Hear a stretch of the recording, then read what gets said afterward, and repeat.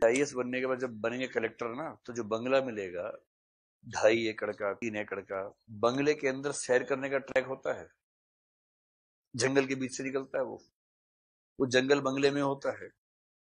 देखा है ना किसी आईएएस आईपीएस से बंगला देखिए, छोटे शहर वाला, मतलब 9-9 एकड़ तक के बंगले हैं, पुराने जमाने वाले जो अंग्रेजों के जमाने के हैं। और ऐसे बंगले की उसमें 3-4 दरवाजे हैं, गाड़ी जाती है, मतलब बंगले में एसपी गुम हो गया। उस समय लोग ढूंढ रहे हैं कि बंगले में ही है, बंगले में नहीं मिल रहा है। और फिर जंगल में जाके देखा एक जगह पर बैठा हुआ है, तपस्या टाइप कुछ कर रहा है, और उसके बाद फिर उसको वहां से लाया वापस। पूरी टीम लगानी पड़ जाती है। तो जो बंगला आपको मिलेगा आईएएस आईपीएस बनने के बाद, मतलब जब आप डीएम या एसपी हो, उस समय सीनियर होंगे तब नहीं मिलेगा, तब तो बड़े शहर में रहेंगे, वहां तो फ्लैट ही मिलेगा। उस बंगले की रेंटल वैल्यू मरी हालत में महीने की 25-30 लाख से कम नहीं होती है। मरी हालत में अगर वो बंगला किसी प्राइवेट कंपनी को मिल जाए तो इतना रेंट दे देगी सरकार को। तो सैलरी आपको 70,000 मिलेगी, पर 30 लाख रुपए पर मंथ के रेंट वाला बंगला मिलेगा फ्री। ऐसे काउंट करते हैं। और कैसे काउंट करते हैं? कम से कम 10 लोगों का स्टाफ घर में मिलेगा 24 घंटे के लिए। कम से कम 10-20 गाड़ियां आपके घर में 24 घंटे तैनात रहेंगी, और किसी गाड़ी को देख के अगर आपने यूं कर दिया ना अच्छी है, वो गाड़ी अपने आप आ जाएगी थोड़ी देर में। पर ऐसा करना मत, उससे आपकी छवि खराब हो जाएगी, ऐसा कीजिएगा मत। सरकार की तरफ से इतना साधु सामान रहता है आपके पास, उसके बाद क्या बचता है? घर के जंगल में इतनी खेती होती है कि उससे आपका पूरा परिवार खा खा के गोल हो जाएगा, तब भी खत्म नहीं होगा। खत्म नहीं होगा उसके बाद भी। उसके साथ साथ आप कम से कम 20-25 परिवारों को खिला सकते हैं, उनका एक पैसा खर्च ना हो, इतना खिला सकते हैं उनको। और खेती कहाँ हो रही है? आपके घर के अंदर हो रही है। और फिर आपको फोन मिलता है। अब तो खैर एसटीडी आईएसडी फ्री हो गया ऑलमोस्ट, जिस जमाने में नहीं था। एक ऐसा फोन मिलता था कि जिसपे अनलिमिटेड एसटीडी अनलिमिटेड आईएसडी होती थी। वो फोन आप सर्विस में इसलिए मिलता था। तो 60-70 हजार का तो बिल लोग फोन से बना लेते थे अपना, सैलरी के बराबर। अब तो वो कितना भी कर ले, हो ही नहीं सकता, क्योंकि लोकल हो गया सब कुछ, तो दिक्कत कम हो गई है। पहले ऐसा था।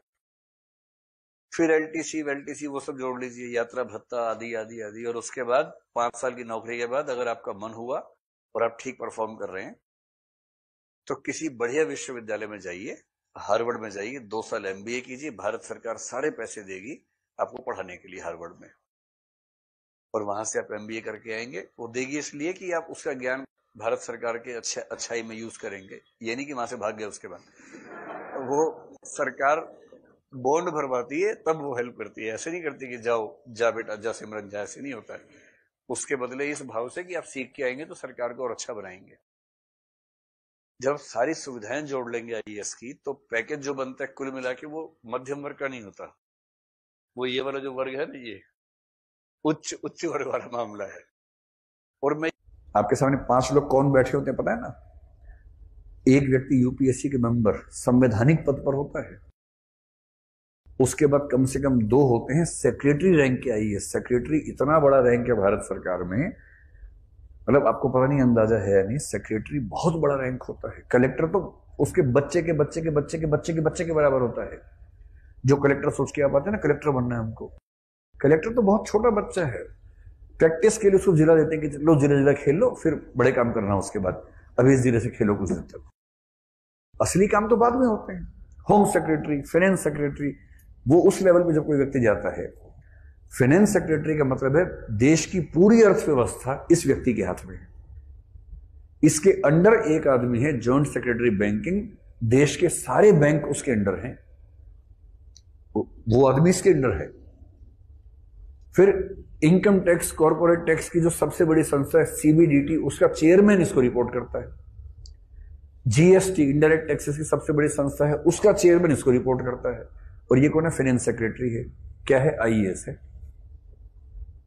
25 साल की नौकरी के बाद, कम से कम आमतौर पर 29 साल की नौकरी के बाद सेक्रेटरी बनता है आदमी आईएएस में। और इसलिए कहते हैं कि आईएएस बनने का असली मजा तब है जब आप कम उम्र में बन जाए। 23-24 में बन गए, 36 साल की नौकरी हाथ में है, 29 साल हुए, 7 साल बचे हैं, सेक्रेटरी बन गए, और देश के सबसे बड़े पदों पर रहने का मौका मिलता है। फाइनेंस सेक्रेटरी दिन में कम से कम 25 बार फाइनेंस मिनिस्टर से बात करता है, नीतियां मूल रूप से वो बनाता है। और अगर बन गए कैबिनेट सेक्रेटरी तो प्रधानमंत्री से दिन में 20 बार बात करेंगे आप, और प्रधानमंत्री लगभग हर चीज के लिए आपकी सलाह को अंतिम मान रहे होंगे। ये है आईएएस बनने का मजा। और ऐसा व्यक्ति कैसा होना चाहिए? हवाई बात करने वाला या प्रामाणिक बात करने वाला? प्रामाणिक, तथ्य पे बात करने वाला। अभी से आदत डाल लीजिए, हवाई बात नहीं करनी है। जैसे कोई कहे हिंदी माध्यम में केवल 11 रिजल्ट आए हैं, तुरंत विश्वास मत कीजिए, पूछिए कैसे पता लगा, क्या तथ्य है इसके पीछे, कोई प्रमाण है, या आप 11 को जानते हैं और आपने मान लिया कि दुनिया पूरी आप जानते हैं। जब भी कोई अफवाह सुने, प्रश्न पूछने की आदत डालिए उस पर। किसी भी समस्या में गहराई में जाके वजह समझिए उसकी, केवल चिल्लाने से क्या होगा, चीखने से। और जब आप इस तरह के व्यक्ति हो जाएंगे किसी भी समस्या पे, क्या होता है कि जैसे आप अखबार पढ़ते हैं, एक अखबार पढ़ते पढ़ते आपकी अप्रोच वैसी हो जाती है। आपको एक बैलेंस्ड व्यक्ति बनने की जरूरत है, और बैलेंस और ऑथेंटिक व्यक्ति वो है जो तथ्यों के साथ, प्रमाणों के साथ, कायदे की बात करता है, हवाई बात नहीं करता है। और यदि वो स्किल आपके अंदर आ गई ना, तो इंटरव्यू तो ऐसी चीज है कि 200 नंबर लाना बहुत मुश्किल काम नहीं है, अगर आप वैसे व्यक्ति हैं तो।